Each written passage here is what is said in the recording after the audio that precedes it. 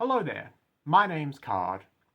I'm a long-time progressive community organiser and activist, and today I just want to briefly talk about a relatively obscure reactionary dog whistle that's been around for a few years now, as well as what it really means and who's using it. For those who might not know, in politics, a dog whistle is a word, a phrase, or a symbol which seems perfectly innocent and innocuous to most people, but which really communicates a more sinister hidden message to those in the know. There'll also be a playlist of videos of mine, linked at the top of the description, which goes into detail about all sorts of reactionary dog whistles and how to spot them.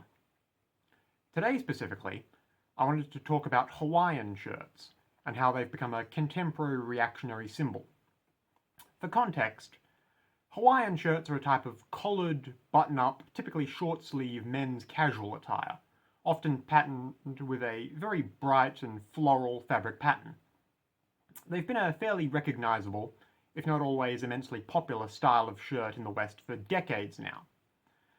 But the fact that they are both recognisable and easy enough to obtain, and just uncommon and bold enough that they stand out when you do see them, has led to a rather unfortunate situation where they've been adopted by many people on the hard right wing. It's pretty well documented by even mainstream sources by now that for the past several years, militant alt-right groups have been wearing Hawaiian shirts as a means to coordinate themselves at events like rallies and protests. Having all your supporters show up in matching outfits has long been a classic demonstration tactic designed at making it easier to keep track of everyone who is and isn't in your group, used by people on all sides of the political spectrum. And it makes you look a lot more coordinated overall. Perhaps the far right also just started using Hawaiian shirts because it might afford them some small amount of plausible deniability, or at the very least it might have done once before it started becoming more and more documented.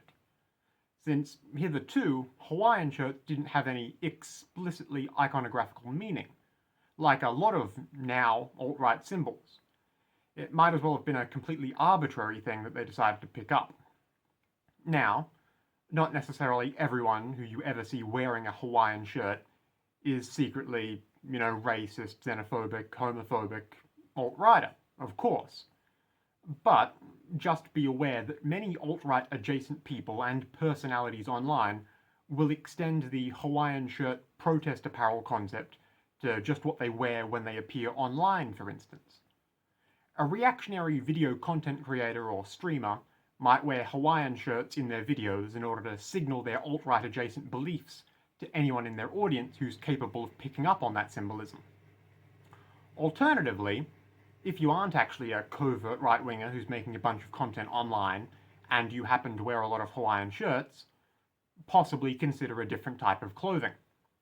You won't be conceding anything to the alt-right when it's already an entrenched symbol of theirs, and at the very least you'll be clearing up any possible ambiguity.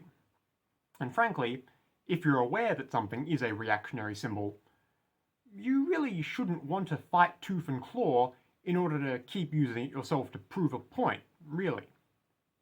But if you ever see a lot of people, online or elsewhere, all conspicuously wearing Hawaiian shirts without any obvious contextual reason why, now you know why they're quite possibly doing it. As with any dog whistle or obtuse reactionary internet term, it does help to be able to spot these sorts of things so you can suss out the situation properly. And you can only figure the situation out properly if you know what these sorts of terms and bits of iconography mean. So, for the sake of keeping your spaces, online or otherwise, free of potential troublemakers and people with less than good intentions, it never hurts to be able to recognise these things. That's all I have to say today. I hope it helps. Once again, my name's Card. If you want to hear more from me, especially more about emerging or obscure reactionary dog whistles and how to spot them, feel free to subscribe to this YouTube page, or just take a look at my other videos.